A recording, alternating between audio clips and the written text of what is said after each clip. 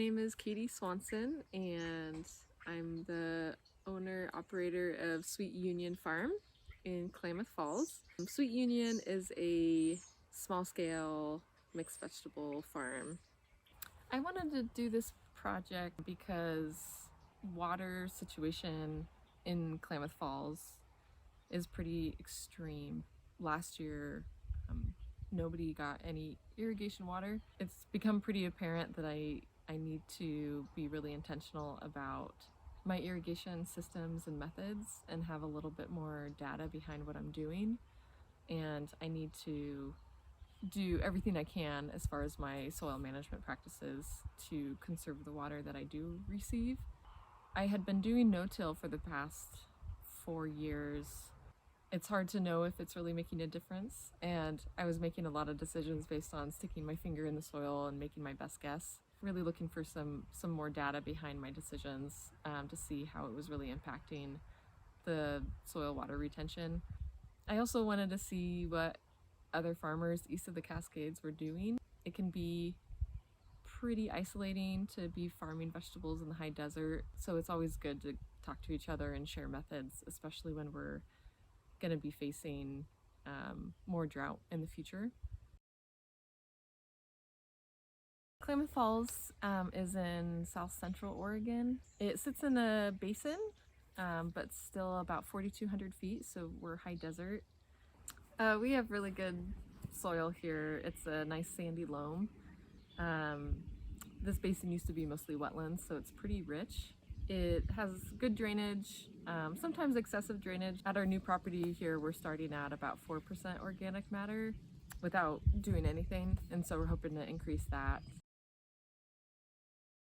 On a broader scale for the farm, our irrigation source will be KID, Klamath Irrigation District water. That's all surface water that comes from Klamath Lake and comes to the property in an open ditch.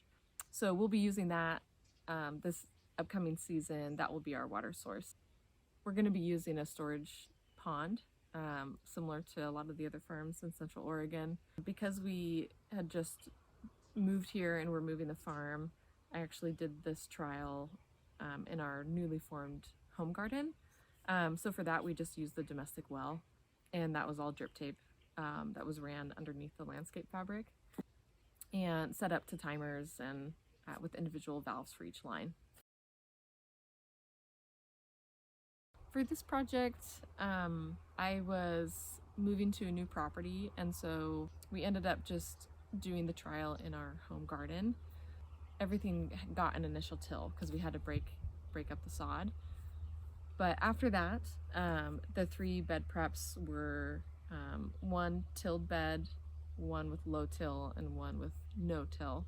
So the tilled bed got additional tillage after the initial one, where we added 3 inches of compost. The second bed was the same. It had that initial tillage, but then after that we added the compost, and I used the power harrow to mix in just the top inch or 2.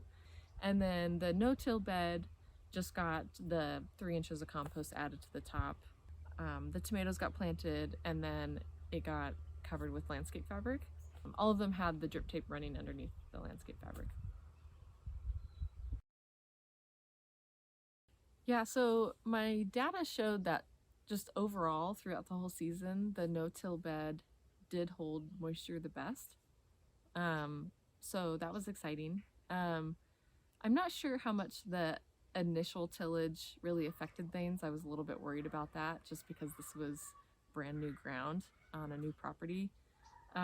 But overall, that's what it showed. It showed that the no-till beds stayed the most moist.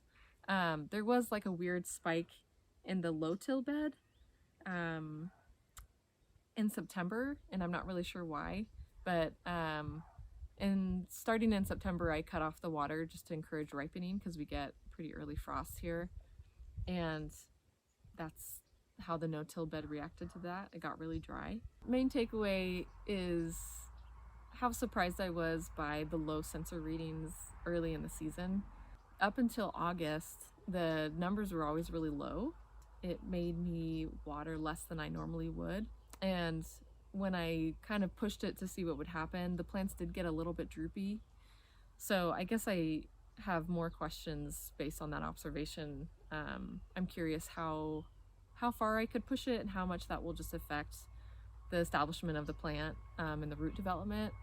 Um, do I need to water less early in the season? Will that help it develop a deeper root system for later in the season?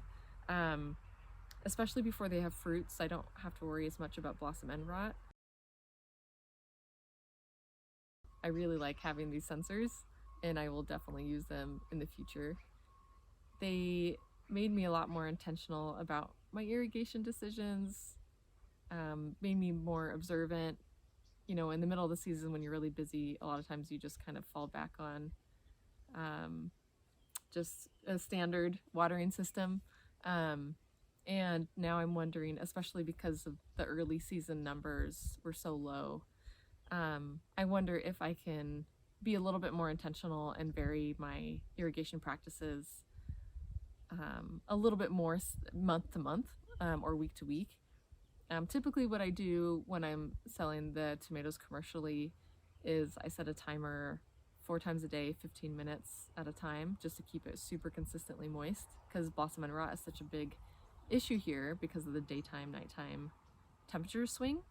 But because of the data this year, I think I could hold off on establishing that regular watering earlier in the season, and then maybe set that up a little bit later when fruiting really starts. I will continue to use the sensors in my production. I'll probably use them in different beds um, throughout the season, or I'll choose like one crop per season to really keep track of. But I think it's going to make a really big difference in how I irrigate in the future and just how I understand my crop water needs.